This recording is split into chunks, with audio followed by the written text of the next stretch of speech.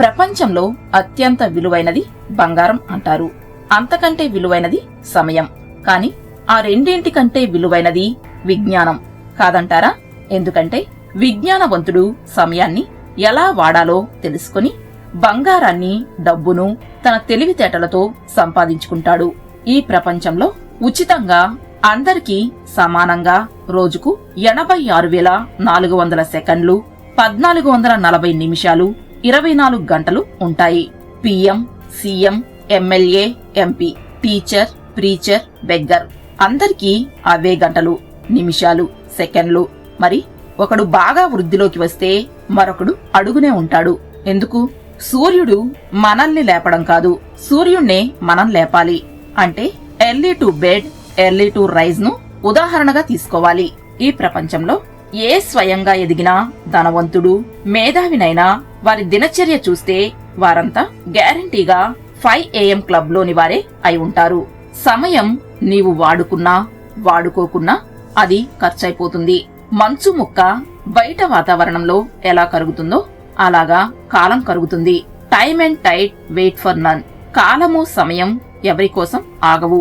ఒక వ్యక్తి సక్సెస్ఫుల్ గా జీవిస్తున్నాడంటే గ్యారంటీగా సమయాన్ని సక్సెస్ఫుల్ గా మేనేజ్ చేస్తూనే ఉండే ఉంటారు.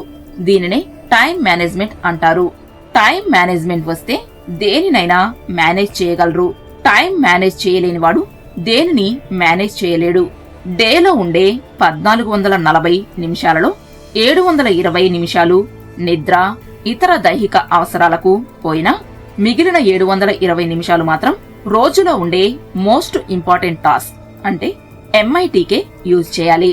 విద్యార్థులైతే స్టడీస్, ఎంప్లాయీస్ వారి జాబ్ కు, ప్రొఫెషనల్స్ వారి ప్రొఫెషన్ కే 720 నిమిషాలు ఉపయోగించాలి. ఎఫెక్టివ్ టైం మేనేజ్మెంట్ మంచి ఫలితాలు ఇస్తుంది. స్ట్రెస్ తగ్గుతుంది. కొన్ని టిప్స్ చూద్దాం. ముందుగా చేయాల్సిన పని ఏమిటి? ఎప్పటిలోగా చేయాలి? ఏ పని MST మోస్ట్ ఇంపార్టెంట్, దేనికి ప్రయారిటీ ఇవ్వాలి, దేనిని అర్జెంటుగా చేయాలి డిసైడ్ చేసుకోవాలి. Focus on the high priority tasks. క్లిష్టమైనవి ముందుగా నిర్వహించాలి. Eat the ugliest frog first, not the tadpoles. Brian Tracy. మన ఎదురుగా చాలా కప్పలు, వాటి లార్వాలు, టాడ్పోల్స్ ఉన్నాయనుకోండి. అన్నింటికంటే పెద్ద కప్ప చాలా అగ్లీగా ఉంటే దానిని తినగలిగితే మిగిలినవన్నీ తినడం చాలా ఈజీ. అనగా మనకు మ్యాథ్స్ అంటే కష్టం అనుకోండి. దానిని ముందుగా ప్రాక్టీస్ చేయడం ప్రారంభించి చిన్నగా ఫిజికల్ సైన్స్, బయాలజీ లాంటి సబ్జెక్ట్స్, సోషల్ లాంటి ఈజీ సబ్జెక్ట్స్ లాస్ట్ లో చదవచ్చు. అంటే హిట్ ద హార్డ్ ఫస్ట్. కొడితే ఏనుగు కుంభస్థలాన్ని ఫస్ట్ కొట్టాలి. దాని కాలితో తోకనో కొడితే ఉపయోగం లేదు కదా. Jack of all trades, expert in none. Multi tasks ఒకేసారి చేయవద్దు. సోషల్ మీడియాను లిమిట్ చేసుకోవాలి. అది మన బ్రెయిన్ ను కుడితి గాబులాగా చేస్తుంది లేదా డస్ట్ బిన్ లాగా చేస్తుంది. బ్రెయిన్ ను డిస్ట్రాక్ట్ చేసే పనులు ఆపాలి. డూస్ డోంట్ రాసుకోవాలి. Exercise regularly. Get enough sleep 6 to 8 hours. Be flexible and try to change the strategies and time management skills if needed to get effective results. Postponement is the thief of time. आज का काम आज करो, कल का काम भी आज करो, अभी करो. Yesterday is a crossed check. Tomorrow is a post-dated check. Today is ready cash. Today's efforts are tomorrow's success. Every year has 365 days. Means you are being given 365 chances to develop. బంగారంలోని ప్రతి కణానికి విలువ ఉంటుంది. అలాగే జీవితంలోని ప్రతి క్షణానికి విలువ ఉంటుంది. కాని బంగారాన్ని వాడుకున్నట్లు కాలాన్ని వాడటం లేదు. అది మన అజ్ఞానం. ఎక్కడైనా నీ టాలెంటే నిన్ను కాపాడుతుంది. ఎవ్వడికి ఎవడు హెల్ప్ చేయడు.